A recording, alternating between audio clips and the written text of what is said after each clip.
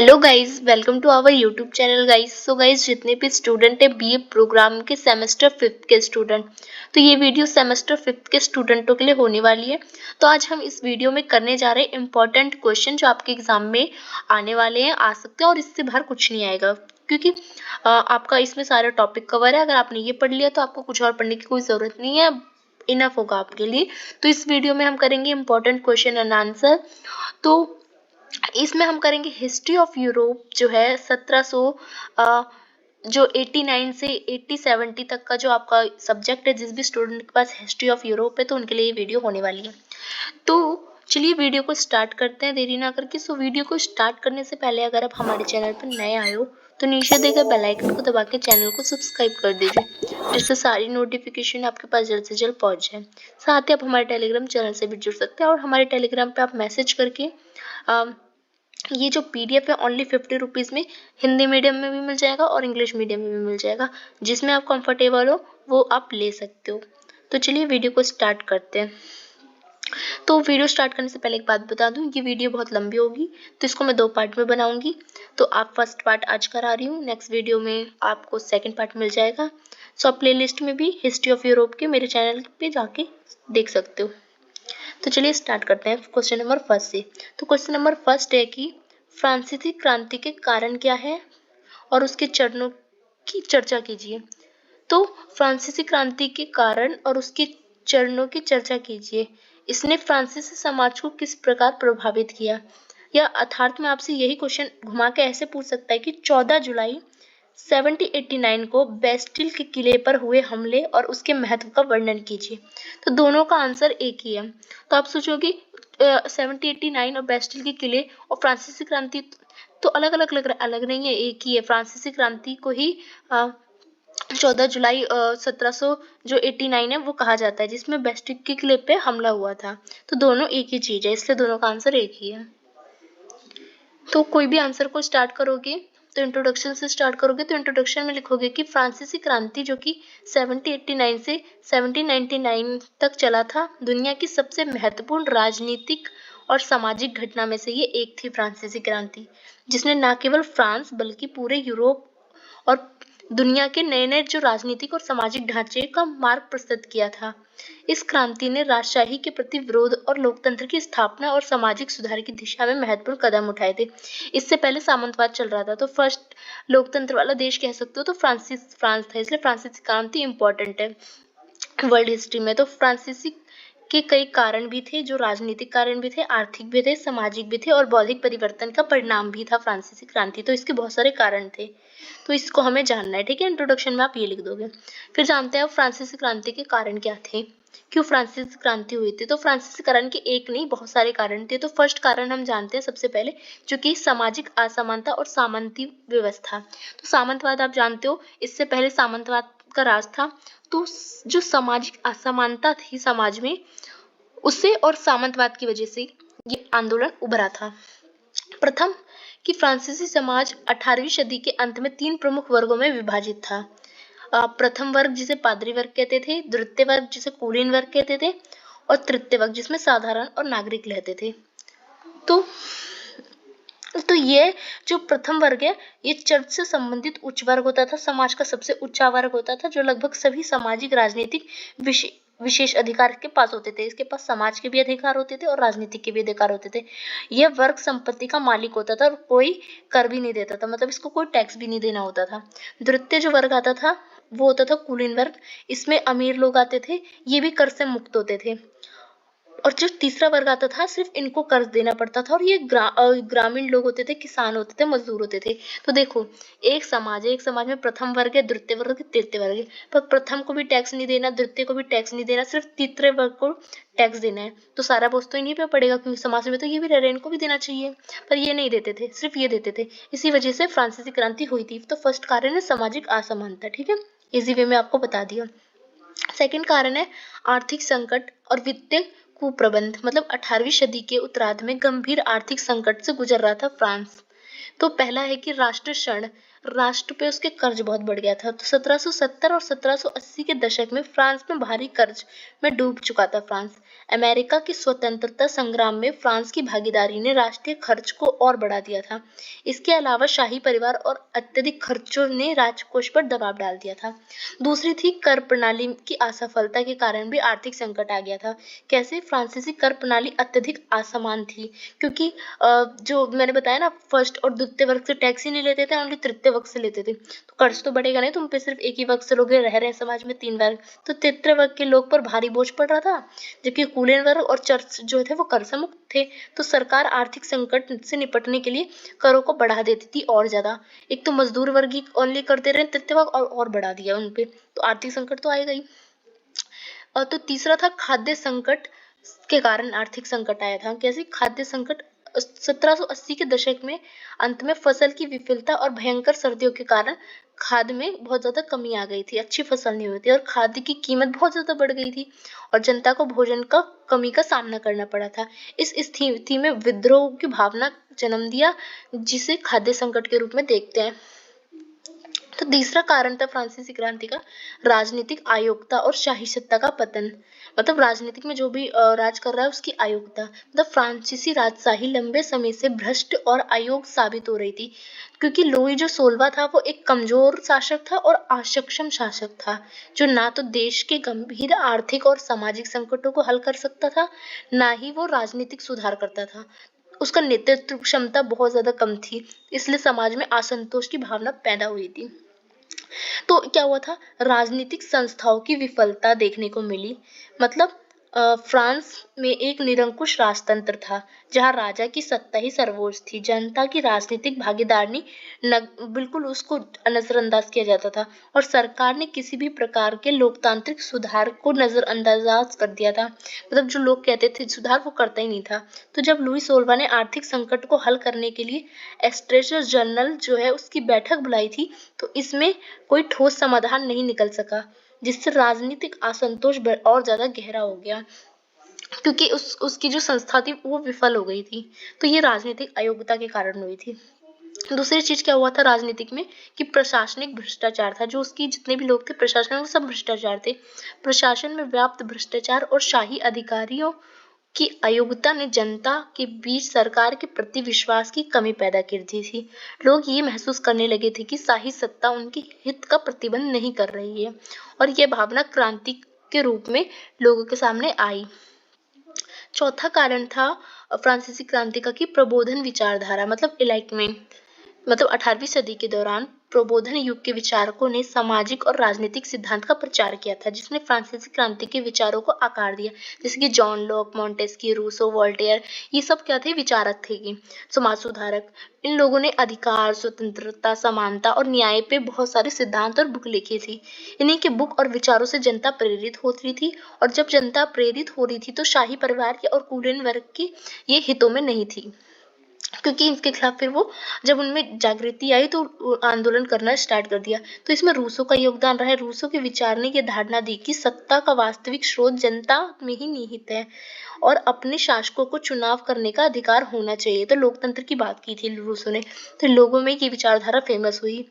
Montesquieu का योगदान रहा। मॉन्टेस्क्यू ने विभाजन की शक्ति, सेपरेशन ऑफ पावर का सिद्धांत दिया, जिसमें कार्यपालिका, विधायिका और न्यायपालिका की शक्ति के बीच बंटवारा अब बताया गया। क्योंकि इस समय क्या हो रहा था, राजा को ही सारे अधिकार देते थे, कार्यपालिका का भी, विधायिका का भी, न्यायपालिका, पर इसने कहा नहीं, सबको बांटो।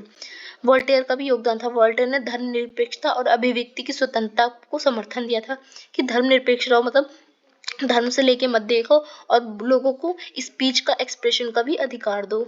तो पांचवा जो फ्रांसीसी क्रांति के कारण था वो था प्राकृतिक आपदाएं और खाद्य संकट। 1780 के दशक के अंत में फ्रांस ने गंभीर प्राकृतिक आपदाओं का सामना किया। खराब मौसम और असामान्य ठंड ने कृषि उत्पादन को बुरी तरह से प्रभावित किया, जिससे खाद्य संकट भी हो गई, और 1788 से 89 के दौरान में फसल भी बर्बाद हो गई थी, जिससे अनाज की कीमतें आसमान छूने लगी और भुखमरी बढ़ने लगी और कीमत बहुत ज्यादा बढ़ने लगी, और ग्रामीण और शहरी जनता जो है वो क्रोध में आ गई, और जनता ने ये महसूस किया कि शाही शासन जो है उसकी कोई जरूरत नहीं है, और ये असफल हो रही है। तो प्राकृतिक आपदाएं भी इसका कारण बनी थी। ठीक है। अब जानते हैं हम कि फ्रांसीसी क्रांति के प्रमुख चरण क्या थे।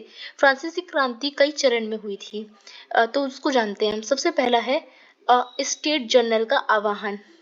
1789 में फर्स्ट बार फ्रांसीसी क्रांति हुई थी, इसको फर्स्ट चरण कहते हैं।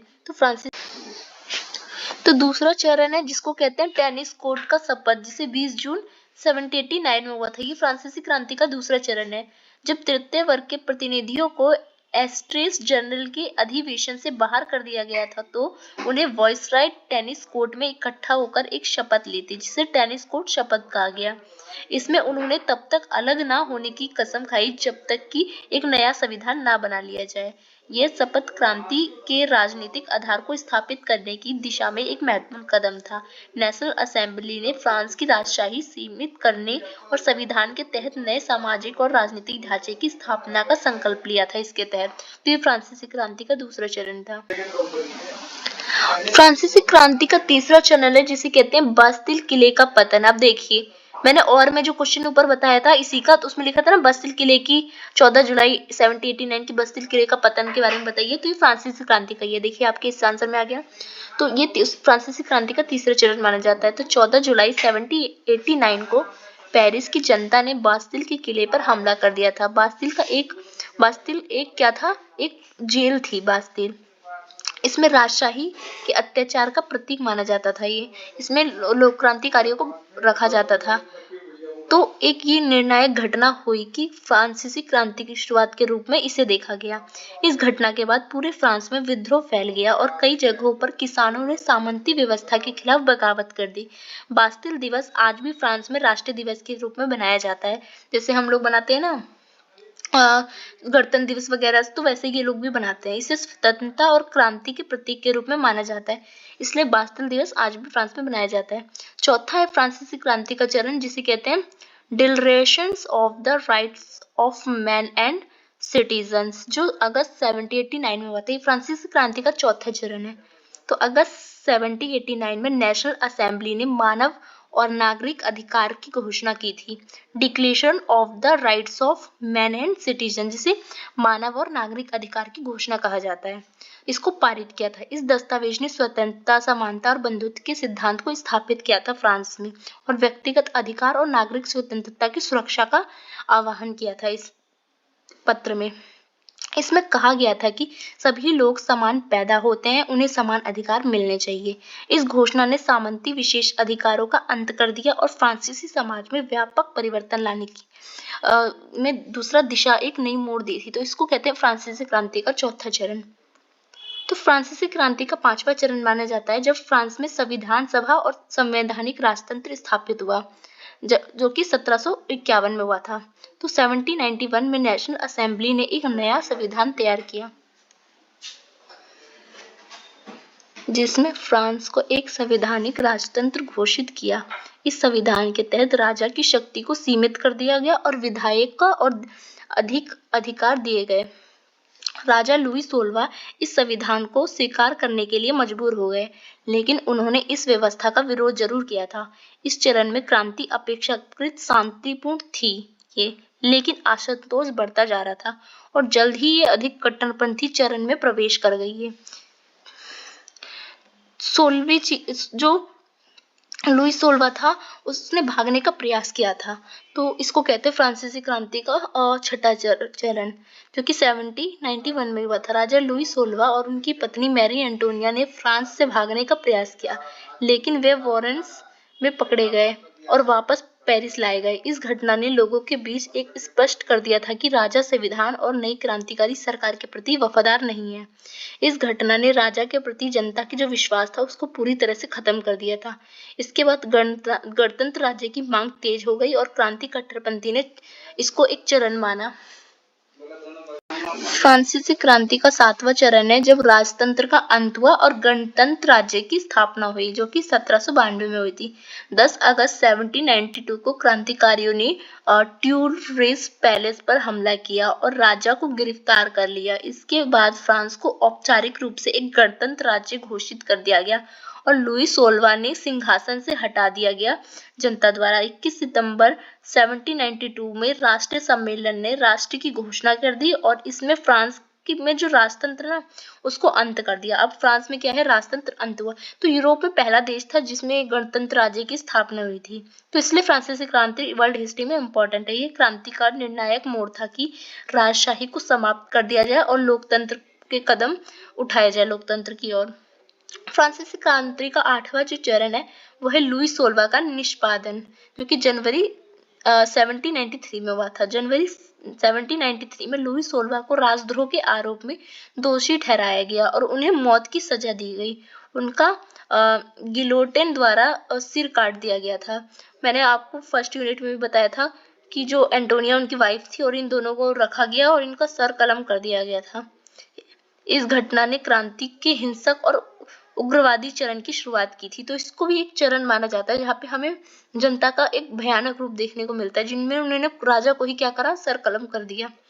राजा के निष्पादन के बाद यूरोपीय देशों ने फ्रांस के खिलाफ युद्ध छेड़ दिया, जिससे फ्रांस को आंतरिक और बाहरी दोनों मोर्चे में संघर्ष का सामना पड़ा। क्योंकि लोग समझ गए यूरोप की कि फ्रांस में कोई राजा नहीं है, तो आंतरिक और बाहरी दोनों खतरा बना रहा था फ्रांस में।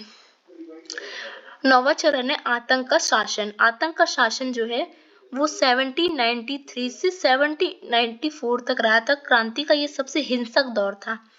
मैक्समिलियन और रॉबेस्पियर के नेतृत्व में आतंक का शासन शुरू हुआ था, जिसमें क्रांति विरोधी तत्व के खिलाफ कठोर कदम उठाए गए थे। जो भी मतलब वो कर रहा था ना, आंदोलन कर रहा था जनता उनके खिलाफ था ये। हजारों लोगों का राजद्रोह और क्रांति विद्रोही गतिविधियों के आरोप में गिलोटिन द्वारा मौत की सजा दी गई। अब जो भी क्रांति कर रहा था उसको क्या कर रहा था, मौत की सजा दी जा रही थी इनके द्वारा। क्रांति के इस चरण में रॉबेस्पियर और उनकी समिति ने लगभग तानाशाही के तरीके से शासन किया था। अभी जनता पे तानाशाही कर रही थी, कोई भी क्रांति करेगा तो उसको मौत की सजा देंगे। तो आतंक का शासन कहा गया इसे। तो 10वां चरण था कि रॉबेस्पियर का पतन और आतंक का भी अंत हो गया। तो 1794 में रॉबेस्पियर और उनके समर्थन के खिलाफ असंतोष बढ़ने लगा। रॉबेस्पियर ने अपने साथी क्रांतिकारियों के साथ उनके निरंकुश शासन का विरोध किया और उन्हें गिरफ्तार कर लिया और जुलाई 1794 में उन्हें गिलोटिन द्वारा मौत की सजा दे दी गई। रॉबेस्पियर के पतन के साथ ही आतंक का शासन भी समाप्त हो गया फ्रांस से, और एक फ्रांस नई दिशा में कदम बढ़ाया। तो यहाँ पे हम देखते हैं कि व्यवहारिक सुधार की ओर फ्रांस अग्रसर हुआ। तो जो 11वां चरण माना जाता है फ्रांसीसी क्रांति का वो है डायरेक्टरी शासन। तो ये हुआ था 1795 में। ये एक नया संविधान लागू किया गया था इसमें, जिसके तहत डायरेक्टरी नामक 5 सदस्यीय कार्यकारी संस्था बनाई गई थी फ्रांस में। यह एक अस्थिर और भ्रष्ट शासन था जिसमें भ्रष्ट लोग थे जो फ्रांस की समस्या को हल करने में असफल थे। इस दौरान सामाजिक और राजनीतिक अस्थिरता फ्रांस में बढ़ गई। डायरेक्टरी शासन के अंतर्गत फ्रांस में कई सैन्य संघर्ष का सामना और आंतरिक अस्थिरता का सामना भी करना पड़ा था फ्रांस को। तो फ्रांसीसी क्रांति का लास्टवां चरण है 12वां चरण, जिसे कहते हैं नेपोलियन बोनापार्ट का उदय हुआ था इसमें। ये भी फ्रांसीसी क्रांति का एक मेन पार्ट है। 1799 में हुआ था। 1799 में हुआ था कि नेपोलियन बोनापार्ट ने सत्ता पर कब्जा कर लिया था फ्रांस की, और फ्रांसीसी क्रांति का अंत हुआ था। और इसके बाद नेपोलियन युग की शुरुआत हुई थी। उन्होंने फ्रांस में अस्थिरता लाई थी। जो अस्थिरता था ना उसमें स्थिरता लाई थी, स्टेबिलिटी लाई थी। लेकिन जल्द ही स्वयं को सम्राट घोषित कर दिया नेपोलियन ने। इस प्रकार फ्रांसीसी क्रांति का युग समाप्त हो गया और फिर क्या हुआ, नेपोलियन युग की शुरुआत हो गई। तो ये फ्रांसीसी क्रांति के चरण थे। अब जानते हैं हम फ्रांसीसी क्रांति का फ्रांस पे और दुनिया पे क्या प्रभाव पड़ा था। फ्रांसीसी क्रांति 1789 से स्टार्ट हुई थी 1799 तक। केवल फ्रांस में बल्कि पूरी दुनिया पर गहरा प्रभाव डाला था इस क्रांति ने। इस क्रांति ने ही पूरी दुनिया में लोकतंत्र की, स्वतंत्रता की, समानता की और मानव अधिकार के जो विचार है उसको फैलाने में महत्वपूर्ण योगदान दिया था, क्योंकि इससे पहले सभी राजतंत्र वाले देश थे। तो लोकतंत्र और राजनीतिक परिवर्तन लाया था पूरी दुनिया में। फ्रांसीसी क्रांति में पहला प्रभाव था, मतलब गणतंत्र राज्य की स्थापना हुई थी। फ्रांसीसी क्रांति ने राजतंत्र को समाप्त किया और एक नए गणतंत्र राज्य की स्थापना की, जिसके सिद्धांत सरकार का मूल स्रोत जनता होती थी, जिसे लोकतंत्र कहा जाता है। और आधुनिक लोकतंत्र व्यवस्था के विकास को भी प्रेरित करने में श्रेय जो है वो फ्रांसीसी क्रांति को जाता है। दूसरा चीज, निर्वाचन प्रणाली का विकास। क्रांति के परिणाम स्वरूप चुनावी प्रक्रिया और प्रतिनिधित्व की अवधारणा में बदलाव आया। इसके बाद कई देशों ने लोकतंत्र प्रणाली को अपनाया, जिसमें जनता खुद अपने प्रतिनिधित्व को चुनती है। तो ये जो हम देखते हैं आज, ये फ्रांसीसी क्रांति का एक रूप माना जाता है। फ्रांसीसी क्रांति के प्रभाव के कारण ही ये व्यवस्था आई थी। दूसरा, फ्रांसीसी क्रांति का प्रभाव पड़ा था पूरी दुनिया और फ्रांस पे कि मानव अधिकार का भी प्रचार हुआ था। तो इसमें मानव और नागरिक के अधिकार की घोषणा की गई। फ्रांसीसी क्रांति के दौरान पारित मानव नागरिक की घोषणा की गई। इसमें मानव की स्वतंत्रता, समानता और भाईचारे के सिद्धांत को स्थापित किया गया। इसमें मानव अधिकार के वैश्विक विचारों को आकार दिया गया और कई देशों में अधिकारों की लड़ाई से भी प्रेरित किया गया। अंतरराष्ट्रीय प्रभाव में भी मानव अधिकार को लाया गया। क्रांतिकारियों ने अन्य देश के स्वतंत्रता आंदोलन को भी प्रेरित किया। तो जहाँ भी, जैसे कि लैटिन अमेरिका और भी जगह, जैसे जो गुलाम था ना, जो देश, चाहे भारत हो चाहे कोई और देश, जैसे अंग्रेजों का गुलाम था या किसी का गुलाम था ना, तो उससे स्वतंत्रता पाने के लोगों में मानव अधिकार के जागरूक हो रहे थे लोग फ्रांसीसी क्रांति से। तीसरा प्रभाव ये पड़ा कि सामाजिक परिवर्तन देखा गया यूरोप में भी, फ्रांस में भी और समाज में भी। तो सामंती व्यवस्था का अंत हुआ। क्रांतिकारियों ने सामंती व्यवस्था को समाप्त कर दिया, जिससे समाज में समानता की भावना जागृत हुई और कुलीनता और पादरी वर्ग के विशेष अधिकार को भी समाप्त कर दिया। दूसरी चीज कि सामाजिक परिवर्तन में हुआ कि महिला के अधिकार की भी बात होने लगी। हालांकि क्रांति के दौरान महिलाओं को अधिकार नहीं दिए गए थे, लेकिन इसमें महिलाओं के अधिकार की बहस को जन्म दिया था। और जो बाद में हम देखते हैं कि नारीवादी विचारधारा है जो, वो फेमिनिज्म आता है। तो बाद में महिलाओं के अधिकार की लड़ाई पे भी इस क्रांति ने प्रेरणा दी थी। तो सामाजिक परिवर्तन भी इस क्रांति का प्रभाव पड़ा। इस क्रांति का चौथा प्रभाव था कि अर्थव्यवस्था में भी परिवर्तन आया, यानी आर्थिक सुधार हुए। क्रांति के परिणाम स्वरूप कई आर्थिक सुधार किए गए, जैसे कि कर प्रणाली में सुधार की गई, भूमि वितरण में सुधार की गई और बाजार को भी स्वतंत्रता है। जैसे कि आज देखते हैं हम वैश्वीकरण, तो उस सबको बढ़ावा दिया। आर्थिक प्रभाव में औद्योगिक क्रांति को भी बढ़ावा दिया। फ्रांसीसी क्रांति के विचार ने यूरोप में औद्योगिक क्रांति को प्रभावित किया और औद्योगिक क्रांति ने आर्थिक विकास को तेज किया और सारे देश आज हम देखते हैं डेवलप्ड देश हैं। फ्रांसीसी क्रांति का पांचवा जो प्रभाव पड़ा वो था राष्ट्रीयता का विकास हुआ। तो राष्ट्रीयता का उदय देखने को हमें मिला। फ्रांसीसी क्रांति ने राष्ट्र की भावना को बढ़ा दिया। लोगों ने अपने अपने देशों के प्रति गर्व महसूस करना स्टार्ट कर दिया, चाहे वो यूरोप के सारे देश हो, चाहे भारत हो, चाहे अन्य देश हो। तो इसका प्रभाव पूरे विश्व में पड़ा था। अब लोग आजादी की मांग करने लगे थे। राष्ट्र का विकास में हम दूसरा देखते हैं कि अन्य देशों में प्रभाव होने लगा था। फ्रांसीसी क्रांति ने अन्य देश में भी राष्ट्रीय आंदोलन ये सब करने की भावना को प्रेरित किया था। फ्रांसीसी क्रांति का छठा जो प्रभाव था वो था युद्ध और अंतरराष्ट्रीय संबंध में, मतलब युद्ध की शुरुआत हुई थी फ्रांसीसी क्रांति के बाद। क्रांति के बाद फ्रांस ने यूरोप के कई देशों के खिलाफ युद्ध भी करे थे और यह संघर्ष फ्रांसीसी क्रांति युद्ध के रूप में जाना जाता है, जिसमें यूरोप में राजनीतिक परिवर्तन में एक नया जन्म आया था।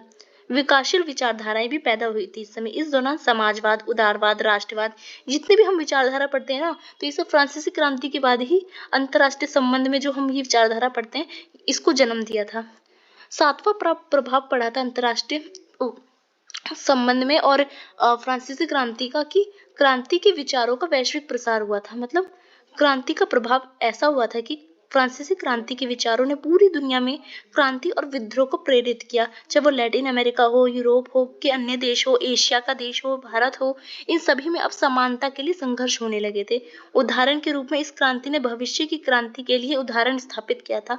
फ्रांसीसी क्रांति के बाद जितने भी क्रांति हुई ना, चाहे वो 1848 की क्रांति हो, 1911 की क्रांति हो, तो इन सबको ने प्रेरणा किससे ली? फ्रांस की क्रांति से ली। तो निष्कर्ष के तौर पे आप लिखोगे कि फ्रांसीसी क्रांति ने आधुनिक राजनीतिक और समाज में गहरा प्रभाव डाला। इसके द्वारा स्थापित सिद्धांतों ने स्वतंत्रता, समानता और मानव अधिकार के विचारों को मजबूती दी। इसने न केवल फ्रांस के भीतर बल्कि पूरी दुनिया भर में राजनीतिक और सामाजिक बदलावों को प्रेरित किया। आज भी फ्रांसीसी क्रांति के मूल्य और सिद्धांत वैश्विक संघर्ष और आंदोलन में एक महत्वपूर्ण भूमिका निभाते हैं और हम इनसे प्रेरणा लेते हैं। तो आई होप आपको फर्स्ट क्वेश्चन समझ आया हो। अब हम चलते हैं अपने सेकंड नंबर क्वेश्चन पे। तो सेकंड क्वेश्चन है कि 1815 की वियना कांग्रेस कार्यों का विस्तार से समझाइए। तो 1815 में जो वियना कांग्रेस बनी थी यूरोप में, वो क्या थी? बेसिकली आपको इसके बारे में बताना है। तो आपको, अगर आपने क्वेश्चन में कहीं भी वियना कांग्रेस देखा या 1815 देखा तो समझ जाइएगा यही क्वेश्चन है। तो 1815 की वियना कांग्रेस क्या थी, इसको बताना है। तो परिचय से स्टार्ट करेंगे। तो वियना कांग्रेस जो है वो 1814 से 1815 के बीच यूरोप में नेपोलियन युद्ध के अंत के बाद एक अंतरराष्ट्रीय सम्मेलन था। तो जब नेपोलियन की मृत्यु हो गई उसके बाद एक अंतरराष्ट्रीय सम्मेलन जो हुआ यूरोप में, उसको कहते हैं वियना कांग्रेस। इसका आयोजन यूरोप में शांति और स्थिरता स्थापित करने के लिए किया गया था।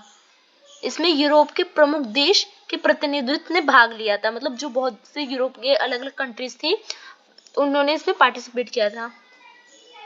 नेपोलियन बोनापार्ट की हार के बाद यूरोप की राजनीतिक सीमाओं को पुनर्व्यवस्थित करने का प्रयास किया गया था। इस कांग्रेस का मुख्य उद्देश्य था कि शक्ति संतुलन यानी बैलेंस ऑफ पावर को स्थापित करना और भविष्य में किसी भी देश को यूरोप का प्रभुत्व का सामने से रोकना था।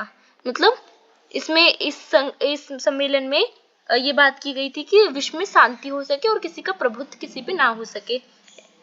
तो विन्ने कांग्रेस के उद्देश्य क्या थे उसको जानते हैं।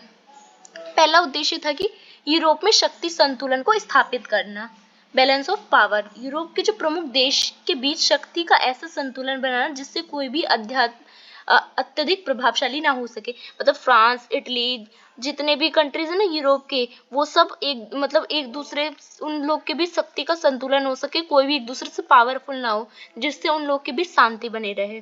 तो ये पहला उसका उद्देश्य था। दूसरा उसका उद्देश्य था कि यूरोप की जो राजनीतिक सीमा है ना उसको पुनर्गठन करना, यानी नेपोलियन के शासनकाल में बदली गई सीमाओं को पुनर्व्यवस्थित करना और क्षेत्रों का सही बंटवारा करना, और यूरोप को छोटे और बड़े राज्यों से संतुलित रूप से विभाजित करना। मतलब यूरोप के जितने भी कंट्रीज है नेपोलियन ने बहुत को अपने में मिला लिया था, तो उन सबको अपनी अपनी जमीन दे देना और सबका क्षेत्र का बंटवारा अच्छे से कर देना, मतलब सीमा का पुनर्गठन करना। तीसरा उद्देश्य था शाही वंशों की बहाली करना, मतलब उनको हटाना। नेपोलियन द्वारा हटाए गए शाही वंशों को उनको पुराने सिंहासन पर पुनः स्थापित करना और फ्रांस, स्पेन और इटली जैसे देशों में राजतंत्र को पुनः स्थापित करना। तो जो नेपोलियन द्वारा जितने वंश थे उन सबको हटाने की बात की गई, और जो नए नए फ्रांस, स्पेन और इटली में फिर नए नए शासक को बिठाया गया, क्योंकि जब नेपोलियन ने सारे देश पे राज कर जीत लिया था, फ्रांस, इटली, इन सबको, तो इसमें उसने अपने जो शासक है उसको बिठाया था। पर अब नेपोलियन के शासक को हटा के उस देश के अपने अपने शासन को बिठाया जाए, इसकी बात की गई थी। चौथा उद्देश्य था कि यूरोप में स्थायी शांति की स्थापना हो सके, इसलिए विन्ने कांग्रेस की स्थापना की गई थी। मतलब भविष्य में युद्ध को रोकने और स्थायी शांति के लिए कूटनीति और सामूहिक सुरक्षा प्रणाली का निर्माण करना। पांचवा उद्देश्य था कि फ्रांस को सीमित करना था, मतलब फ्रांस को 1792 की सीमाओं तक सीमित करना ताकि दोबारा यूरोप का प्रभुत्व न स्थापित कर सके, क्योंकि फ्रांस का ही तो था नेपोलियन, उसने पूरे यूरोप में ही अपना प्रभुत्व स्थापित कर लिया था, चाहे इटली हो चाहे कोई भी देश हो, उसको अपने अधीन कर लिया था। पर नेपोलियन के बनने के बाद ये लोग खुद आजाद हो गए बाद में। तो वही हो कि हम ये इस कांग्रेस का ये था मकसद कि हम फिर फ्रांस के अधीन ना हुए। फ्रांस के सैन्य और राजनीतिक प्रभाव को कम करना था इसका उद्देश्य बेसिकली। छठा उद्देश्य था कि नेपोलियन के प्रभाव को समाप्त करना, यानी नेपोलियन द्वारा किए गए सभी परिवर्तनों को हटा दिया जाए और यूरोप को जो पारंपरिक रूप से चल रहा था वैसे में ढाल दिया जाए। सातवां उद्देश्य था कि विन्ने कांग्रेस का कि राष्ट्रीय आंदोलन और उदारवादी विचारों को दबाना, क्योंकि नेपोलियन के बाद फ्रांस में जब फर्स्ट फ्रांसीसी क्रांति हुई थी तो लोगों में राष्ट्रवाद की भावना जाग रही थी। अब लोकतंत्र की बात कर रहे थे राजतंत्र को हटा के। पर क्या है, विन्ने कांग्रेस चाह रही थी कि राजतंत्र बना रहे और लोकतंत्र ना आए, तो लोकतंत्र के प्रसार को रोकना इसका कार्य था, क्योंकि शक्तिशाली राजतंत्र के लिए खतरा हो सकता है, तो लोकतंत्र को रोकने का काम करता था ये, इसका उद्देश्य था। आई होप आपको उद्देश्य याद हो गया। अब जानते हैं कि कांग्रेस में प्रमुख भागीदारी किस किस की थी, मतलब जो विन्ने कांग्रेस संगठन था उसमें कौन कौन से देश शामिल थे। तो उसमें ऑस्ट्रिया शामिल था, ऑस्ट्रेलिया नहीं, ये यूरोप का कंट्री है ऑस्ट्रिया। रूस शामिल था जिसका प्रतिनिधित्व अलेक्जेंडर कर रहा था, प्रशिया था, ब्रिटेन था और फ्रांस, ये पांचों उसमें शामिल थे, विन्ने कांग्रेस के सदस्य थे। तो विन्ने कांग्रेस के कार्य क्या थे, तो 1814 से 1815 तक इसने कार्य किया। विन्ने कांग्रेस के माध्यम से नेपोलियन युद्ध के बाद यूरोप में शांति और स्थिरता स्थापित करने के लिए कई महत्वपूर्ण निर्णय लिए गए थे, तो वही उसके कार्य थे। ठीक है, पहला कार्य था कि यूरोप की सीमाओं को पुनर्गठित करना, जिससे मैंने ऊपर भी बताया था। फ्रांस, नीदरलैंड, प्रशिया, रूस, ऑस्ट्रिया और ब्रिटेन की जो सीमा थी उसको पुनर्गठित किया गया। दूसरा कि शाही वंशों की भी पुनर्स्थापना की गई। नेपोलियन के शासनकाल में जितने भी शाही वंश को हटाया गया था उसे वापस सत्ता में लाया गया, चाहे वो फ्रांस का बर्बन वंश हो, चाहे स्पेन का पारंपरिक राजतंत्रों उन सबको वापस लाया गया, चाहे इटली के विभिन्न राज्य की पारंपरिक जो गद्दी थी उन सबको वापस दे दिया गया। तीसरा कार्य था कि शक्ति संतुलन की स्थापना करना। यूरोप में जितने भी शक्तिशाली देश थे, ब्रिटेन, रूस, प्रशिया, ऑस्ट्रेलिया, इन सब में से किसी की भी शक्ति ज्यादा ना हो। अगर किसी की भी शक्ति ज्यादा होगा तो एक देश दूसरे पर अधिकार जमाएगा, इसलिए सबकी शक्ति को बराबर करना।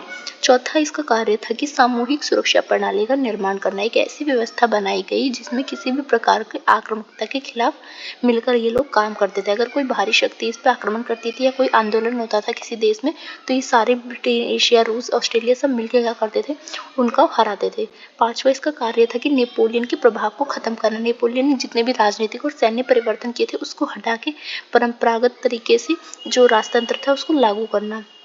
छठा इसका कार्य था राष्ट्रवादी और उदारवादी विचारों का दमन करना। यानी विनय कांग्रेस ने राष्ट्रवाद और लोकतंत्र के विचारों को दबाने का प्रयास किया। इन्होंने राजतंत्र को बढ़ावा दिया और जो भी क्रांति करता था लोकतंत्र और राष्ट्रवाद के लिए उसको वो लोग दबा देते थे।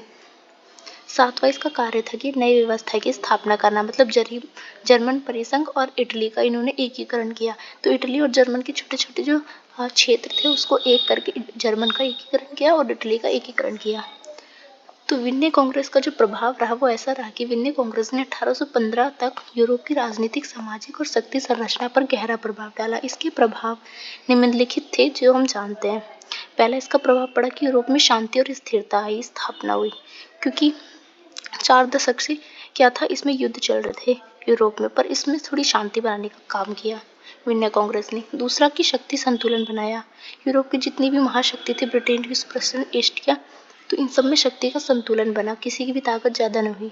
तीसरा प्रभाव पड़ा कि शाही वंश की बहाली हुई। जो परंपरा से जो राजतंत्र में जो वंश थे शासन के वो वापस आ गए, जैसे कि लुई 16वां वगैरह, ये सब वापस आ गए। चौथा कि राष्ट्रवाद और लोकतंत्र का दमन किया गया। जैसे मैंने बताया, उदारवादी लोकतंत्र के जो लोग थे इनको दबाया जा रहा था। पांचवा प्रभाव पड़ा नेपोलियन के प्रभाव का अंत हुआ। नेपोलियन जितने कानून अधिकार बनाए थे उन सबको समाप्त कर दिया गया। छोटे छोटे राज्यों की सुरक्षा की गई। विन्ने कांग्रेस ने छोटे राज्यों की सुरक्षा सुनिश्चित की। नीदरलैंड का गठन किया, बेल्जियम को भी इसमें शामिल कर दिया। पांचवा ये करा कि महाशक्तियों के प्रभुत्व में वृद्धि कर दी। ब्रिटेन, रूस, ऑस्ट्रेलिया जैसी शक्ति ने विन्ने कांग्रेस से बड़ा लाभ उठाया और ऑस्ट्रेलिया के इटली, लोवांडो और वेनिस क्षेत्र मिल गया। रूस को भी पोलैंड क्षेत्र मिल गया और प्रशिया को भी सैन्य और पैरामिनिया क्षेत्र, ये सब मिल गए। तो इन लोग की जो क्षेत्र थे उसमें भी वृद्धि हुई। आठवां प्रभाव पड़ा कि यूरोप में औपनिवेशिक प्रभुत्व का विस्तार हुआ। ब्रिटेन ने विन्ने कांग्रेस का उपयोग करके समुद्री और औपनिवेशिक प्रभाव को बढ़ाने के लिए ब्रिटेन को कई द्वीपीय और औपनिवेशिक माल्टा और कैप कॉलोनी दे दी। नवा प्रभाव पड़ा कि क्रांति विचारों का उदय हुआ। कांग्रेस द्वारा राष्ट्रवाद और लोकतंत्र के दमन से जनता में असंतोष बढ़ा और जनता ने क्रांति को आंदोलन में बदल दिया। 10वां प्रभाव पड़ा कि यूरोप का पुनर्गठन किया गया। यूरोप का पुनर्गठन किया गया तो इटली और जर्मनी का भी एकीकरण किया गया। निष्कर्ष के तौर पर आप कह सकते हो कि विन्ने कांग्रेस का उद्देश्य यूरोप में शांति, स्थिरता स्थापित करना था। यूरोप में शांति स्थापित करना था कुछ हद तक ये, लेकिन राष्ट्रवाद और लोकतांत्रिक विचारों के दमन और क्रांतिकारी आंदोलन को जन्म भले दिया इसने, पर इसके बावजूद कांग्रेस की शक्ति संतुलन नीति के माध्यम से यूरोप की शक्ति जो है वो ज्यादा काम नहीं कर पाई और ये पर इतिहास में एक मुख्य घटना बन के रह गई। तो आई होप आपको सेकंड क्वेश्चन समझ आया हो। अब चलते हैं हम अपने क्वेश्चन नंबर 3 पे। तो हमारा 3rd क्वेश्चन है कि कॉन्सेप्ट ऑफ यूरोप पर एक टिप्पणी लिखना है। तो कॉन्सेप्ट ऑफ यूरोप है क्या? जैसे विन्ने कांग्रेस था वैसे ही कॉन्सेप्ट ऑफ यूरोप था। तो जानते हैं कि कॉन्सेप्ट ऑफ यूरोप था क्या। तो परिचय से स्टार्ट करते हैं। तो कॉन्सेप्ट ऑफ यूरोप जो है वो 19वीं सदी की शुरुआत में विन्ने कांग्रेस के बाद आया था। विन्ने कांग्रेस 1815 में आया था और ये आया था बाद में। तो ये एक राजनीतिक व्यवस्था थी जिसका उद्देश्य था यूरोप में स्थिरता और शक्ति संतुलन बनाना, जैसे विन्ने कांग्रेस का उद्देश्य था। इसे यूरोपीय शक्ति के बीच सहयोग और संवाद की प्रणाली के रूप में देखा जाता था, जो नेपोलियन युद्ध के बाद सामूहिक सुरक्षा और शांति सुरक्षित करने के लिए बनाई गई थी। यह व्यवस्था पेटार्की के रूप में जानी जाती थी, जिसमें 5 प्रमुख शक्तियां शामिल थी: ब्रिटेन, रूस, ऑस्ट्रेलिया, प्रशिया और फ्रांस।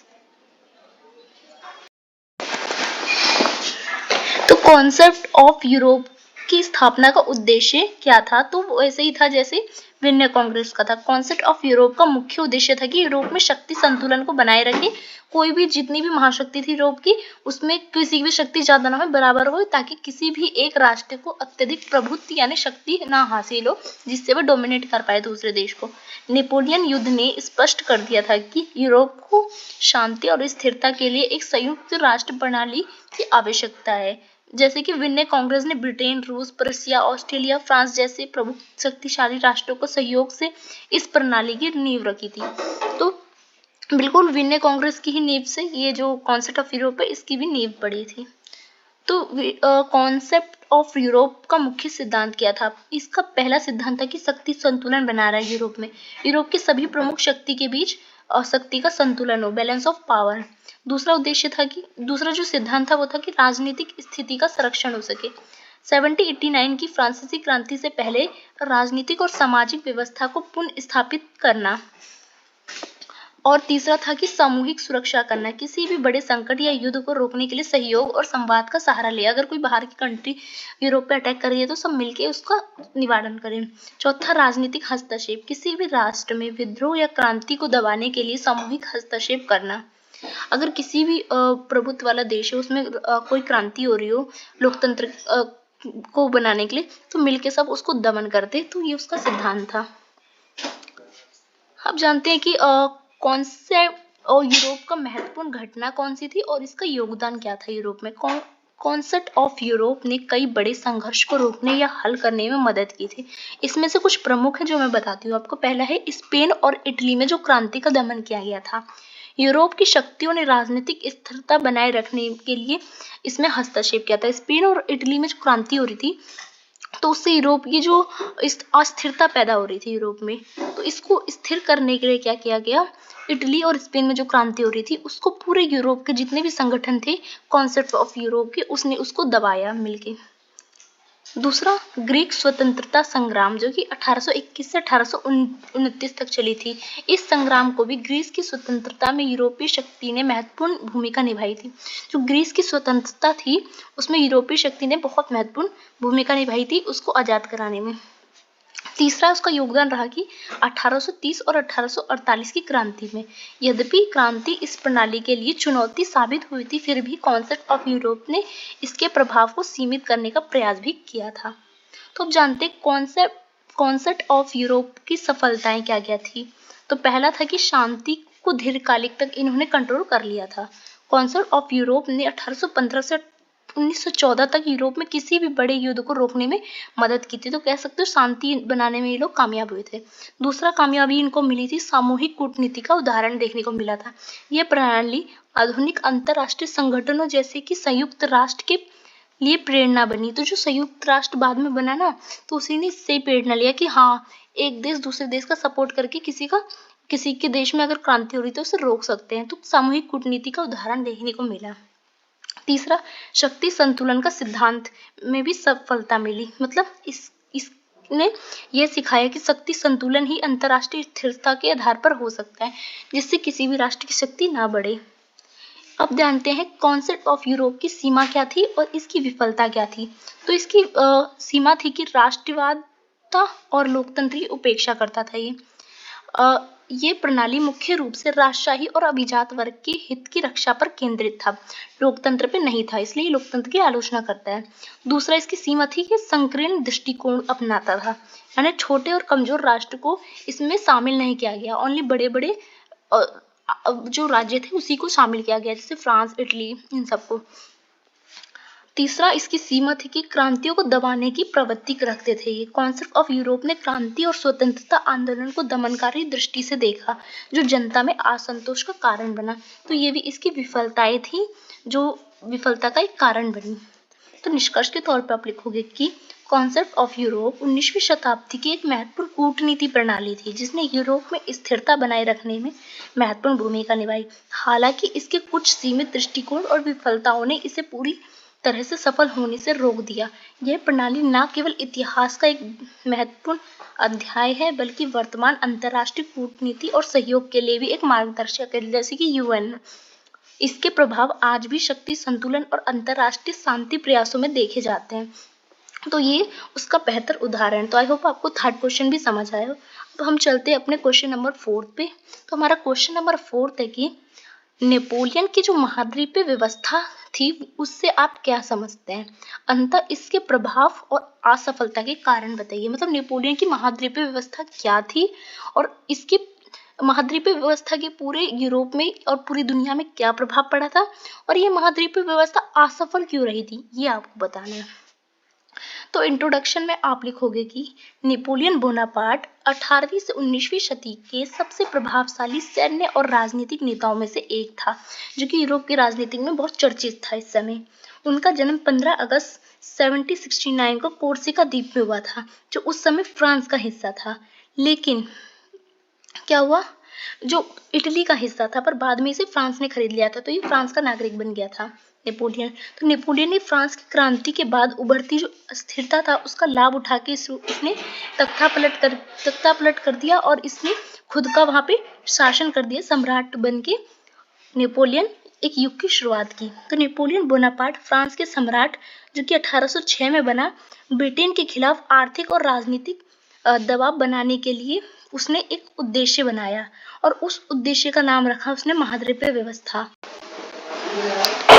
तो जो नेपोलियन की जो महाद्वीपीय व्यवस्था थी वो बेसिकली ये थी कि जब नेपोलियन बोनापार्ट जब फ्रांस का शासक बना 1806 में, तब उसने फ्रांस का जब शासक बना तो ब्रिटेन उस समय बहुत ज्यादा औपनिवेशी बना रहा था अपने। भारत पे भी जैसे राज ब्रिटेन का ही था, तो ब्रिटेन हर जगह अपना औपनिवेश बना रहा था। तो ब्रिटेन पे नेपोलियन जानता था कि वो सामने से वार नहीं कर सकता, तो उसने आर्थिक जो ब्रिटेन की आर्थिक जो चीज थी ना उसके खिलाफ उसने एक योजना बनाई कि इसको आर्थिक रूप से इसको कमजोर करते हैं। तो कमजोर करने के लिए उसने एक महाद्वीपीय व्यवस्था बनाई, तो उसी को कहते हैं महाद्वीपीय व्यवस्था। अब जानते हैं महाद्वीपीय व्यवस्था का उद्देश्य क्या था। नेपोलियन का मानना था कि ब्रिटेन के साथ युद्ध करने से फ्रांस की सैन्य और आर्थिक शक्ति पर बहुत आर्थिक बोझ पड़ेगा। वो जानता था कि हम सैन्य बल से नहीं लड़ सकते ब्रिटेन से, हम पे ही प्रभाव पड़ेगा। इसलिए उसने क्या करा, महाद्वीपीय व्यवस्था लागू की, जिसमें यूरोप के सभी देशों को ब्रिटेन से व्यापार करने से रोक दिया गया। इसका उद्देश्य था कि ब्रिटेन को आर्थिक रूप से कमजोर करना और उसे युद्ध के लिए संघर्षशील बनाना। इसके अंतर्गत यूरोप के सभी प्रमुख जो देश थे उसके साथ व्यापार नहीं करने के लिए बाध्य करना। तो इसने क्या करा, ब्रिटेन ने यूरोप के अन्य देश को रोका ब्रिटेन से व्यापार करने के लिए, जिससे ब्रिटेन का नुकसान हो। तो महाद्वीपीय व्यवस्था के प्रमुख तत्व क्या थे? पहला तत्व था कि ब्रिटेन से व्यापार पर प्रतिबंध। तो यूरोप के जितने भी देश थे वो ब्रिटेन से व्यापार ना करे, उस पर प्रतिबंध लगा दी नेपोलियन ने। फ्रांस ने यूरोपियन देशों को निर्देश दिया कि वे ब्रिटेन से व्यापार ना करें। इस आदेश का पालन करने वाले देश को फ्रांस द्वारा समर्थन और प्रोत्साहन दिया गया। जो इसका सपोर्ट नहीं कर रहा था, जो देश इसका विरोध करते थे, उन्हें आर्थिक और सैन्य सजा का सामना करना पड़ता था, जो नेपोलियन देता था। तो लोगों को मजबूरी में ब्रिटेन से व्यापार छोड़ना पड़ रहा था। दूसरा इसका प्रमुख तत्व था कि यूरोपीय बाजार में ब्रिटेन के सामान की बिक्री पर रोक लगे। अगर ब्रिटेन की आयाती सामान पर पाबंदी लगा दी थी कि ब्रिटेन के व्यापार को सीमित करना चाहता था, इसलिए इसने क्या करा, जितने भी ब्रिटेन के माल थे उसको पूरे यूरोप में बैन लगा दिया बेचने से। तीसरा काम करा उसका तत्व था कि यूरोपीय देशों को सैन्य सहयोग की आवश्यकता देने लगा नेपोलियन ने महाद्वीपीय व्यवस्था के समर्थन के लिए उसने क्या कहा, अगर आप सारे देश ब्रिटेन से व्यापार नहीं करोगे तो मैं आपको सैन्य व्यवस्था दूंगा। यूरोपीय देशों से सैन्य सहयोग मांगा। उन्होंने कई देशों को फ्रांस के साथ युद्ध में शामिल होने के लिए प्रेरित भी किया, जिससे वे ब्रिटेन के खिलाफ एक गठबंधन बना सके। चौथा इसका तत्व था कि यूरोप देशों को दबाव में लाना। नेपोलियन ने फ्रांस के सहयोगी देश पर दबाव डाला और ब्रिटेन से व्यापार ना करें, उनसे ऐसा कहा। जिन देशों ने पालन नहीं किया इस बात का नेपोलियन के, उन्हें फ्रांस के साथ सैन्य सहयोग करने के लिए मजबूर कर दिया गया और उनकी सैन्य को कमजोर कर दिया गया। पांचवा इसका तत्व था कि कठोर व्यापारिक प्रतिबंध लगा दिया गया। फ्रांस ने अन्य देशों के लिए ब्रिटेन के व्यापारिक माल की आवाजाही पर पाबंदी लगा दी। इसके परिणामस्वरूप यूरोपीय बाजार में ब्रिटेन का सामानों की कमी हो गई और ब्रिटेन में आर्थिक नुकसान होने लगा। तो ये उसके प्रमुख तत्व थे महाद्वीपीय व्यवस्था के। अब जानते हैं कि महाद्वीपीय व्यवस्था का प्रभाव क्या पड़ा। तो महाद्वीपीय व्यवस्था का प्रभाव ऐसा पड़ा कि पहला प्रभाव पड़ा कि ब्रिटेन पर आर्थिक दबाव हो गया। तो महाद्वीपीय व्यवस्था ने ब्रिटेन के व्यापार को गंभीर रूप से प्रभावित किया। ब्रिटेन का यूरोपीय देशों से व्यापार लगभग समाप्ति हो गया था, क्योंकि इस नेपोलियन ने प्रतिबंध लगा दिया था सारे देशों को, यूरोप के बोला था उससे व्यापार नहीं करना। तो इससे क्या हुआ, व्यापारिक गतिविधि अन्य देशों से होने तो लगी इनडायरेक्टली, बट डायरेक्टली नहीं हो रही थी, तो यूरोप का नुकसान भी हो रहा था। ये प्रभाव पड़ा पहला। दूसरा प्रभाव ये पड़ा कि यूरोपीय देशों में आर्थिक संकट आने लगा। तो इसके कारण यूरोप के विभिन्न देशों में व्यापार की कमी और उत्पादन में मंदी और मुद्रास्फीति जैसी समस्याएं उत्पन्न हो गई। इसके परिणाम स्वरूप कई देशों में सामाजिक और राजनीतिक असंतोष फैल गया, क्योंकि जब बैन कर दिया गया तो यूरोप के देश के पास ज्यादा प्रोडक्ट नहीं थे, क्योंकि ब्रिटेन के प्रोडक्ट उसको सस्ते माल पे मिल जाते थे, नेपोलियन जो देता था वो बहुत महंगे था। तो ऐसे में क्या हुआ, जनता में असंतोष भी फैल गया और मुद्रास्फीति की समस्या भी पैदा हो गई। तीसरा प्रभाव ये पड़ा कि विद्रोह और असंतोष पैदा हो गया लोगों में। कई यूरोपीय देश जैसे विशेषकर स्पेन और पुर्तगाल ने महाद्वीपीय व्यवस्था का विरोध किया। इन देशों ने ब्रिटेन के साथ जो व्यापार करना है ना वो जारी रखा, नेपोलियन की बात को अस्वीकार कर दिया, उसका उल्लंघन किया, जिससे फ्रांस को सैन्य संघर्ष का सामना करना पड़ा। समुद्री शक्ति का महत्व, ये उसका चौथा प्रभाव था। यानी महाद्वीपीय व्यवस्था में ब्रिटेन की समुद्री शक्ति का महत्व स्पष्ट हो गया था कि फ्रांस और उसके सहयोगियों ने ब्रिटेन के खिलाफ एक भू आधारित रणनीति अपनाई, लेकिन ब्रिटेन ने अपनी नौसेना की ताकत का उपयोग करके यूरोप के अन्य हिस्सों से व्यापार करना जारी रखा था। तो उसकी जो समुद्री शक्ति थी वो बहुत ज्यादा थी, उसने बहुत महत्वपूर्ण भूमिका निभाई। अब जानते हैं नेपोलियन की जो महाद्वीपीय व्यवस्था थी उसकी असफलता के क्या कारण था, क्यों वो सफल नहीं हो पाया। तो पहला कारण था कि ब्रिटेन की समुद्री शक्ति, क्योंकि नेपोलियन की जो योजना थी उसकी सबसे बड़ी विफलता का कारण था कि ब्रिटेन की समुद्री शक्ति, उसकी समुद्री शक्ति इतनी प्रभावशाली थी कि महाद्वीपीय व्यवस्था के बावजूद भी उसने अपना जो व्यापार था ना उसको गति में रखा, सक्षम बना रहा, क्योंकि इनडायरेक्टली वो क्या कर रहा था, समुद्री शक्ति के माध्यम से ब्रिटेन ने अपनी औपनिवेशिक और अन्य देशों के साथ जो व्यापारिक रास्ते थे वो बनाए रखे थे और व्यापार वो कर रहा था। नेपोलियन ने ऑफिशियली तो मना कर दिया था, पर फिर भी उससे व्यापार उसके हो रहे थे।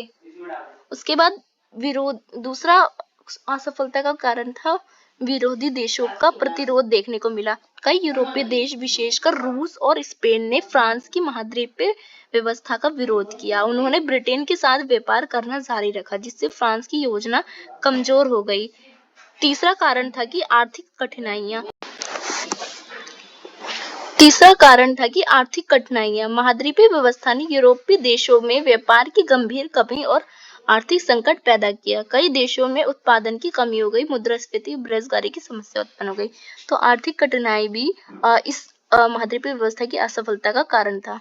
चौथा कारण था इसकी असफलता का कि विदेशी व्यापारियों का अब बहुत ज्यादा आल बनी, मतलब यूरोपीय व्यापारियों ने महाद्वीपीय व्यवस्था के तहत लगाए गए प्रतिबंधों का पालन नहीं किया, क्योंकि जो यूरोप के अन्य देश के जो व्यापारी थे वो इस प्रतिबंध को नहीं मान रहे थे और काले बाजार के तौर पे वो ब्रिटेन से व्यापार करते ही रह रहे थे इनडायरेक्टली। और नेपोलियन को इस बात से झटका लगने लगा और ये जो महाद्वीपीय व्यवस्था थी वो असफल हो गई। और एक टाइम में ऐसा आया कि सारे देशों ने मिलकर नेपोलियन को बंदी बना लिया और उसकी फिर हत्या हो गई। फिर निष्कर्ष के तौर पे आप लिखोगे कि नेपोलियन बोनापार्ट फ्रांसीसी क्रांति के परिणाम स्वरूप उभरे एक महान नेता थे। उनका जीवन संघर्ष, विजय और विफलताओं से भरा हुआ था, जबकि उनकी योजना युद्ध ने यूरोप में नया रूप दे दिया था यूरोप को। पर उनका साम्राज्य अंततः उनकी रणनीति और गलतियों के कारण, राजनीतिक असफलता के कारण टूट गया, और फिर भी उनका नाम इतिहास में हमेशा महान नेता के रूप में दर्ज रहेगा। तो निष्कर्ष के तौर पे आप लिख सकते हो। तो अब चलते हैं हम अपने क्वेश्चन नंबर 5 पे। हमारा क्वेश्चन नंबर 5 है कि जो प्रथम काउंसिल के रूप में नेपोलियन बोनापार्ट के कार्यों का आलोचनात्मक मूल्यांकन कीजिए। अभी तो उसके महाद्वीपीय व्यवस्था बता रहे थे आप, अब बताना नेपोलियन बोनापार्ट जो था उसने फर्स्ट काउंसिल के रूप में कैसे उसने स्थापना की थी अपने आप को, और उसने ऐसे कौन कौन से कार्य किए थे, और उस कार्य को की हमें आलोचना करनी, क्रिटिसाइज करना है। तो परिचय से स्टार्ट करते हैं। तो नेपोलियन बोनापार्ट ने 1799 में कूप द एटेट के माध्यम से सत्ता पर कब्जा किया था। खुद को प्रथम काउंसिल घोषित किया था नेपोलियन ने। उसने फ्रांसीसी क्रांति के बाद की राजनीतिक में अस्थिरता को समाप्त करके फ्रांस में स्थिरता लाई थी, और फ्रांस में समाज सुधार भी किया था। एक मजबूत केंद्रीय शासन स्थापित किया था नेपोलियन ने। हालांकि उसकी शासन नीति ने फ्रांस को आर्थिक, प्रशासनिक और कानूनी दृष्टिकोण से मजबूती दी थी, लेकिन उसकी सत्ता में लोकतांत्रिक प्रक्रियाओं का अभाव रहा था और तानाशाही प्रवृत्ति प्रकट हो गई थी। इसके कारण इसलिए हम जो प्रथम काउंसिल के रूप में नेपोलियन के कार्य है उसका आलोचनात्मक मूल्यांकन करेंगे। तो ये उसकी इंट्रोडक्शन में आप लिखोगे।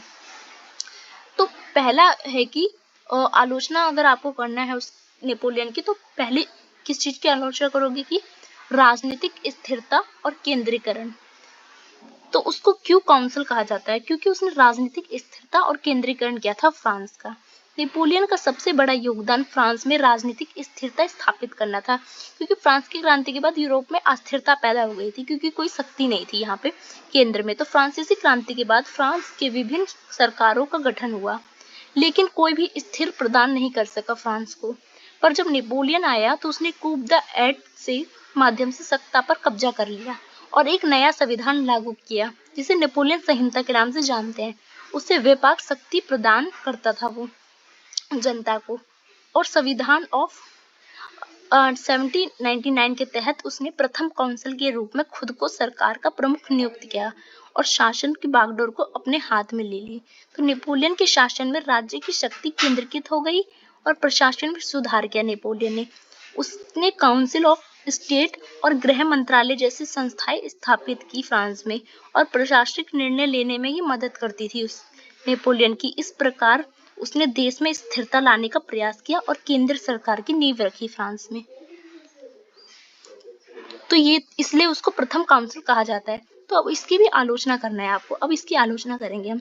हालांकि राजनीतिक स्थिरता हासिल करना एक बड़ी उपलब्धि थी नेपोलियन के लिए, लेकिन यह स्थिरता लोकतांत्रिक तरीकों से नहीं आई थी। आलोचकों का मानना है कि नेपोलियन ने तानाशाही की स्थापना की थी फ्रांस में, जिससे सत्ता का केंद्रीकरण तो हुआ था, ये लोकतंत्र की वजह से नहीं हुआ था, ये हुआ था तानाशाही की वजह, डरा के लोगों को करा गया था। तो लोकतांत्रिक संस्थाओं का उन्मूलन किया गया था। इसमें नेपोलियन के शासन में लोगों ने सरकारी फैसलों में कोई भागीदारी नहीं ली थी। इससे साफ पता लगता है कि लोकतंत्र वहाँ पे पालन नहीं हो रहा था, तानाशाही था। उसका निर्णय निर्माण एक व्यक्ति के हाथों में सिमट कर रह गया था, नेपोलियन के हाथ में। तो ये लोकतंत्र नहीं था, ये तानाशाही था। तो आलोचक ये मानते हैं। तो दूसरा है कि उसके जो दूसरा सुधार करा गया था वो था नेपोलियन कोड। तो नेपोलियन ने नेपोलियन कोड लागू किया था, जो फ्रांस के कानून का आधार बन गया था। नेपोलियन कोड के तहत, नेपोलियन संहिता के तहत फ्रांस का कानून चलाया जा रहा था। इस कोड में नागरिकों के अधिकार का संरक्षण किया गया था और संपत्ति के आधारों को मजबूत भी किया गया था और कानूनी प्रक्रियाओं को स्पष्ट रूप से इसमें बताया गया था। ये जो नेपोलियन संहिता थी वो दुनिया भर में प्रभावी साबित हुई थी और कई देशों ने इसे अपनाया भी था, जैसे संविधान होता है। नेपोलियन कोड ने व्यक्तिगत स्वतंत्रता, समानता और कानूनी स्पष्टता के सिद्धांत पर आधारित एक न्यायिक ढांचा तैयार किया था, लाइक जैसे संविधान है हमारा आज। तो इसलिए उसको प्रथम काउंसिल कहा जाता है। पर अब इसकी आलोचना भी करते हैं नेपोलियन कोड की। तो नेपोलियन कोड की अगर आलोचना करोगे कि हालांकि यह कोड कानूनी दृष्टिकोण से सुधारात्मक था, लेकिन इसमें महिलाओं के अधिकारों को नजरअंदाज किया गया था।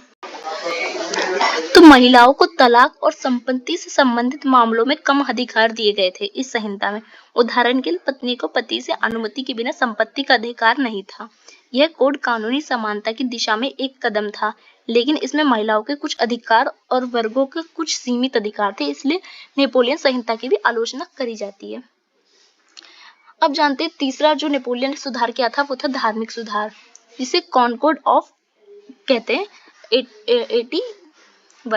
तो नेपोलियन ने कॉनकॉर्ड ऑफ जो 1801 पर हस्ताक्षर करके कैथोलिक चर्च के साथ एक समझौता किया था। इसके तहत उसने चर्च की सत्ता को कुछ हद तक स्वीकार तो करा था, लेकिन उससे सुनिश्चित भी कर दिया था कि राज्य की सर्वोच्च बन नहीं रहेगी, यानी आप सर्वोच्च नहीं हो, राज्य सर्वोच्च है। मतलब चर्च की शक्ति को संतुलित कर दिया था, कम कर दिया गया था। समझौते में फ्रांस ने धार्मिक शांति बनाए रखने के उद्देश्य से किया था ये, और इसके बाद चर्च ने फ्रांस में फिर अपने धार्मिक कर्तव्य का पालन भी किया था। पर इसकी भी आलोचना करते हैं आलोचक कहते हैं कि यह समझौता नेपोलियन के राजनीतिक लाभ के लिए था, न कि धर्म का पालन करने के लिए था। धार्मिक स्वतंत्रता के लिए बिल्कुल भी नहीं था। चर्च को राज्य की सत्ता के तहत लाकर उसने धार्मिक स्वतंत्रता की बजाय अपनी सत्ता को मजबूत करा था। इसके अलावा यह समझौता धार्मिक विविधता की बजाय धार्मिक नीति पर केंद्रित था। तो चौथा जो सुधार था नेपोलियन का, वो था आर्थिक सुधार। तो नेपोलियन ने फ्रांस की आर्थिक स्थिति को सुधारने के लिए कई कदम उठाए थे। उसने बैंक ऑफ फ्रांस की स्थापना की थी, जिसमें उसने फ्रांस की आर्थिक स्थिति को स्थिरता मिली थी। इस बैंक से उसने नई कर प्रणाली भी फ्रांस में लागू की थी और व्यापारियों को, उच्च वर्ग को एक नई सहूलियत भी प्रदान की थी। इसके अलावा उसने औद्योगिक क्षेत्र में भी कई सुधार किए थे, व्यापार और उद्योग को बढ़ाने के लिए। पर इसकी भी आलोचना करते हैं कुछ विचारक। तो इसकी आलोचना करते हैं, तो आर्थिक सुधार की आलोचना करें तो हालांकि उच्च वर्ग और व्यापारी को इससे लाभ तो हो रहा था, लेकिन आम जनता और गरीब को इससे कोई फायदा नहीं होता। इसलिए इसकी आलोचना करते हैं। नेपोलियन के युद्ध में निरंतर भागीदारी और यूरोप की सेना के अभियानों ने फ्रांस के संसाधनों पर प्रभाव डाला था, जिससे सामान्य जो नागरिक थे ना, उसकी स्थिति खराब हो गई थी। इसके अलावा नेपोलियन ने उच्च कर के माध्यम से अधिक राजस्व एकत्रित किया था और गरीब वर्ग पर बोझ बढ़ गया था। तो ये थे उसकी आलोचना। पांचवा जो उसका सुधार था वो था सैन्य नीति और युद्ध में भी उसने सुधार किए थे। तो नेपोलियन ने फ्रांस की सैन्य शक्ति को विश्व में सबसे प्रभावशाली बना दिया था। उसने उल्म युद्ध 1805 और मोरेंगो युद्ध जो कि 1800 में की थी, ऐसी प्रमुख युद्ध से उसने विजय प्राप्त की थी और यूरोप के कई हिस्सों में फ्रांस का जो प्रभुत्व था ना, शक्तिशाली दिखाने में उसने स्थापना की। इसके अलावा नेपोलियन के नेतृत्व में फ्रांस के सैन्य रणनीति, युद्ध और जो कानून थे उसके नवाचार भी पूरे देश ने अपनाए थे। तो उसकी नीति जो थी और युद्ध था वो भी पूरी दुनिया में फेमस हो रहा था। पर इसकी आलोचना भी करते हैं कुछ लोग। हालांकि नेपोलियन ने फ्रांस को सैन्य दृष्टिकोण और सशक्त तो बनाया था, पर निरंतर युद्ध की नीति से आर्थिक और मानवीय दृष्टि का नुकसान हो रहा था, क्योंकि इसमें लोग भी मर रहे थे और युद्ध करोगे तो पैसे तो लगेंगे। लंबी लड़ाई और संसाधनों का अत्यधिक उपयोग करके फ्रांस क्या हो रहा था, आंतरिक स्थिति यूरोप की खराब हो रही थी और इससे लोगों में असंतोष बन रहा था और ये विनाशकारी साबित हुआ था सैन्य नीति और युद्ध। छठा जो उसका सुधार था वो था लोकतांत्रिक संस्थाओं का वो विनाश कर रहा था। मतलब नेपोलियन ने सुम को सम्राट बनाने के बाद लोकतांत्रिक संस्थानों को बहुत ज्यादा कमजोर कर दिया था। उसने संविधान को संशोधित किया ताकि वह खुद को निरंकुश शासक बना सके और किसी भी प्रकार के विरोध को कुचलने में सक्षम हो सके। उसने राजनीतिक विरोधियों का दमन करा और उन्होंने कड़ी नीति अपनाई और लोकतांत्रिक संस्थानों की जो भूमिका थी उसको भी नकार दिया। तो इसलिए इसकी आलोचना करते हैं कि आलोचक का मानना है कि नेपोलियन ने फ्रांसीसी क्रांति के मूल सिद्धांत का उल्लंघन किया था, जो स्वतंत्रता, समानता और भाईचारे पर आधारित था। उसकी सत्ता की संरचना ने कई सिद्धांतों को कमजोर कर दिया था और एक तानाशाही शासन स्थापित किया था फ्रांस में, जिससे जनता की भागीदारी बिल्कुल भी नहीं थी। तो ये आलोचक इसकी आलोचना करते हैं। निष्कर्ष के तौर पर आप देखोगे कि नेपोलियन के प्रथम जो काउंसिल के रूप में यूरोप में उसने शासन किया था, वो एक महत्वपूर्ण सुधार तो था। जैसे जैसे नेपोलियन कोड और आर्थिक और जो सैन्य सुधार थे नेपोलियन के और धार्मिक जो सुधार थे, हालांकि इन सुधारों के बावजूद उसकी शासन प्रणाली तानाशाही देखने को मिल रही थी, जिसने लोकतंत्र और व्यक्तिगत स्वतंत्रता का बिल्कुल अभाव था। इसमें कोई लोकतंत्र नहीं था, ना व्यक्ति की स्वतंत्रता देखने को मिल रही थी। उसकी निरंतर जो युद्ध नीति थी वो सैन्य विस्तार तो कर रही थी, यूरोप फ्रांस का प्रभुत्व बना रही थी, पर मानव संसाधन का इसमें दोहन हो रहा था, मृत्यु हो रही थी और आर्थिक नुकसान हो रहा था, क्योंकि युद्ध में पैसे लगते हैं। कुल मिलाकर नेपोलियन का जो जितने भी मिश्रित विरासत वो छोड़ के गया, जिसमें कुछ सकारात्मक सुधार भी थे, लेकिन उसने तानाशाही दिखाया, तो इसलिए उसकी आलोचना होती है। और इसका बुरा ही प्रभाव पड़ा। तो आई होप आपको ये क्वेश्चन भी समझ आया हो। अब हम चलते हैं अपने क्वेश्चन नंबर 6 पे। हमारा क्वेश्चन नंबर 6 है कि फ्रांस में जो 1830 की जो क्रांति हुई थी, जिसे जुलाई की क्रांति भी कहते हैं, उसके स्वरूप में एक प्रभाव और आलोचनात्मक परीक्षण कीजिए। मतलब फ्रांस की क्रांति में 1830 की जो जुलाई की क्रांति थी ना, वो उसका स्वरूप क्या था और उसका प्रभाव क्या था, ये आपको बताना है और उसकी आलोचना भी करनी है। ठीक है, तो परिचय से स्टार्ट करते हैं।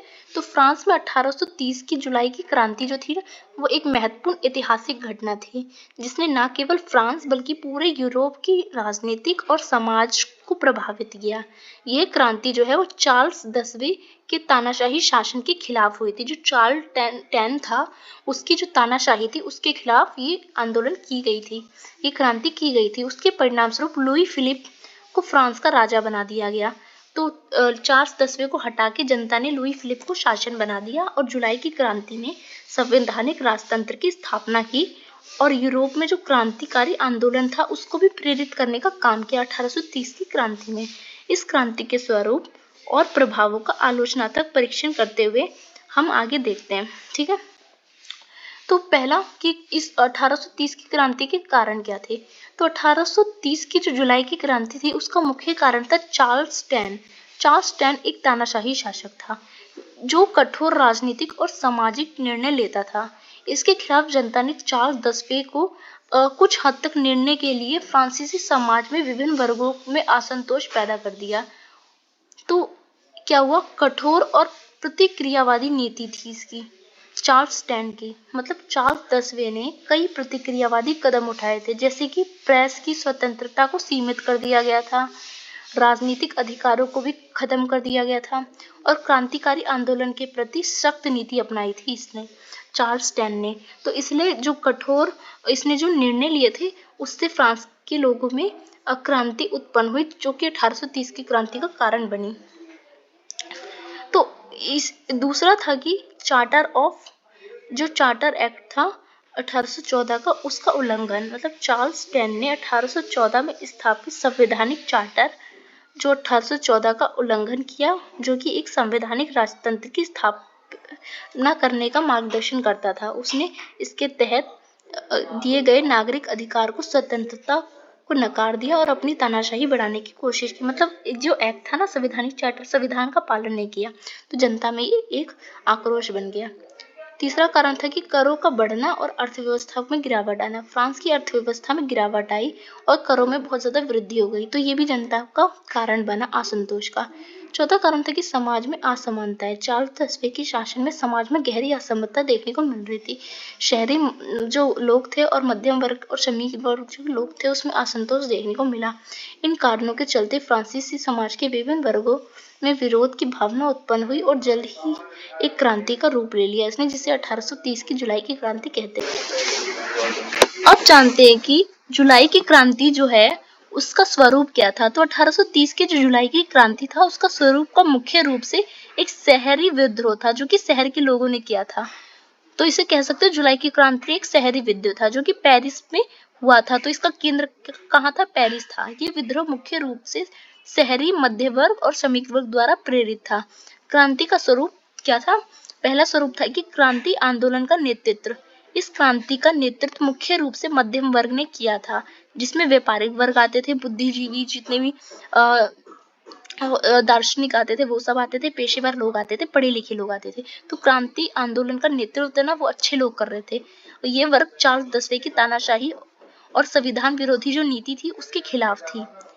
तो दूसरा स्वरूप था कि राजनीतिक संगठनों की भूमिका थी इसमें। मतलब इस आंदोलन में विभिन्न राजनीतिक संगठनों ने योगदान दिया था अपना।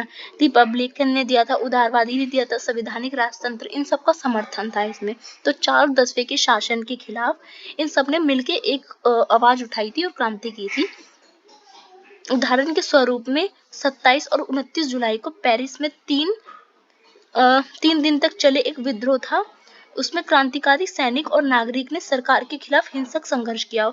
उसमें चार्ल्स 10वें को सिंहासन छोड़ने के लिए मजबूर कर दिया गया और इस संघर्ष के दौरान पेरिस के नागरिकों ने बारूद, गोलियां सब चलाई थी। इन सब का इस्तेमाल किया शासक के खिलाफ और ये विद्रोह का प्रतीक बन गया। तो 1830 की जो जुलाई की क्रांति थी उसका प्रभाव क्या था? उसका प्रभाव ये पड़ा कि 1830 की जो जुलाई की क्रांति थी वो कई महत्वपूर्ण राजनीतिक और सामाजिक प्रभाव के कारण हुई थी, जिसका फ्रांस और यूरोप पे बहुत गहरा असर पड़ा था, मतलब प्रभाव पड़ा था। पहला प्रभाव इसका पड़ा था कि चार्ल्स 10वें का पराजय और लुई फिलिप की सत्ता में आना, मतलब चार्ल्स जो 10 था ना, उसकी सत्ता से उसको फेंक दिया गया, फ्रांस की सत्ता से, और लुई फिलिप की सत्ता को फ्रांस में स्थापित कर दिया गया। ये उसका पहला प्रभाव था। क्रांति के परिणाम स्वरूप चार्ल्स 10वें को अपना सिंहासन छोड़ना पड़ा और लुई फिलिप को फ्रांस का नया शासक बनाया गया। लुई फिलिप को लोकतंत्र का राजा बताया गया, सिटीजन किंग कहा गया, क्योंकि वह संवैधानिक राजतंत्र का पालन करता था और उसका वचन भी लिया। इस प्रकार क्रांति ने एक प्रकार के राजतंत्र का प्रारंभ जो अंत किया और फ्रांसीसी समाज में मध्य वर्ग के अनुकूल था। ये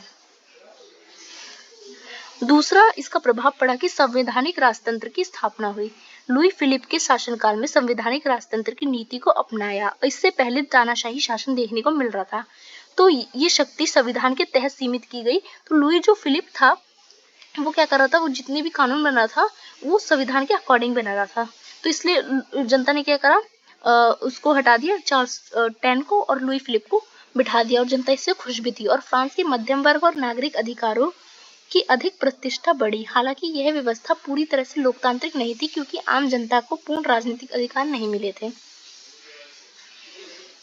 तो तीसरा इसका प्रभाव था कि यूरोप में अन्य क्रांति आंदोलन को प्रेरणा मिली। इससे फ्रांस में हुई इस क्रांति ने यूरोप के अन्य हिस्सों में क्रांति आंदोलन को प्रेरित किया। यूरोप के विभिन्न हिस्सों में स्वतंत्रता और अधिकार की मांग तेजी से बढ़ गई। उदाहरण के तौर पर बेल्जियम में 1830 में फ्रांस से प्रेरित होकर क्या की, उसने भी स्वतंत्रता की घोषणा कर दी। इटली और जर्मनी का एकीकरण भी इसी क्रांति का एक झलक देखने को मिलता है उसका।